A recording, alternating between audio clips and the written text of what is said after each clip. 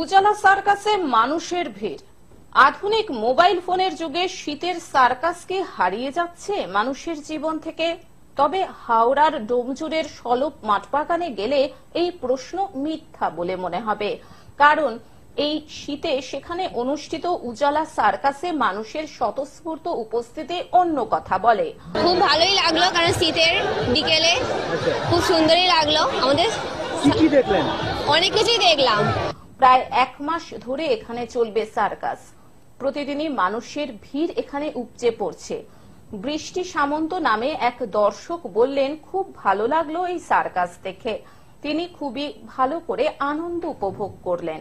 এটা বাচ্চাদের জন্য, বাচ্চাদের তো আরো বেশি ভালো লেগেছে। সমস্ত শোই খুব, খেলাও খুব ভালো হয়েছে।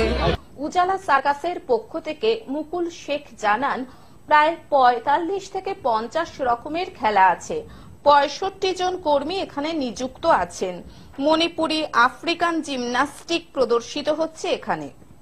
পশ্চিমবঙ্গ, আসাম, উড়িষ্যায় তারা এই সার্কাস প্রদর্শন করবেন বলে জানান। মোট কথা, এখানে 2 ঘন্টা ধরে মোট 3 বার শো হচ্ছে। শীতের বিকেলে প্রতিদিন প্রচুর মানুষ ভিড় করছেন এই সার্কাসে। সার্কাসের অ্যানিমেল নেই, কিন্তু সার্কাসের নামটা শেষ। এখন সার্কাসের জিমন্যাস্টিক উপর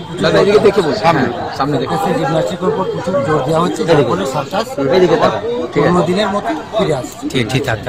কি কি আইটেম রয়েছে যেটা খুব ভালো, এখানে মানুষ আসবেন দেখতে পারেন? দেখুন, এখানে মণিপুরি জিমন্যাস্টিক আছে, আফ্রিকানদের জিমন্যাস্টিক দেখানো হয়, বিভিন্ন রকম জিমন্যাস্টিকের খেলা দেখানো হয়, যার ফলে অ্যানিমেল না থাকলে কোনো খারাপ করছে না, মানে কোনো অসুবিধা হচ্ছে না। আবার পুরোনো কেরেজি ফিরে আসছে। হাওড়া থেকে অর্পণ সিংহের রিপোর্ট, গ্লোব নিউজ। এখন থেকে গ্লোব টিভি দেখুন আপনার স্মার্টফোনেও। গুগল প্লে স্টোর অথবা অ্যাপল স্টোর থেকে ডাউনলোড করুন গ্লোব টিভি লাইভ অ্যাপ। এছাড়াও জিও টিভি অ্যাপ থেকেও দেখুন গ্লোব টিভি লাইভ।